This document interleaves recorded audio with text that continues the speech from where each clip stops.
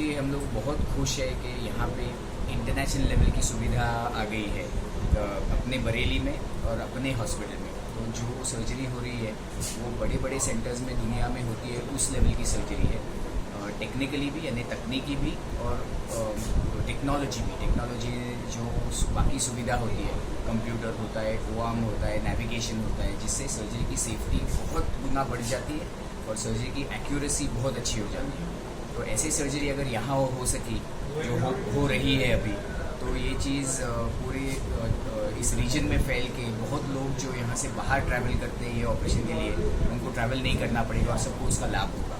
तो I heartly congratulate doctor Varun. He is a very very bright surgeon and he is going to be very big in the future. तो क्या अभी ये सुविधा से बढ़ने में मेडिकल कॉलेज के पास है या नहीं और भी? फ़िलहाल यहाँ पे ही है। आई थिंक लखनऊ में वो तैयार हो रहा है, लेकिन फ़िलहाल यूपी में यहाँ पे ही है।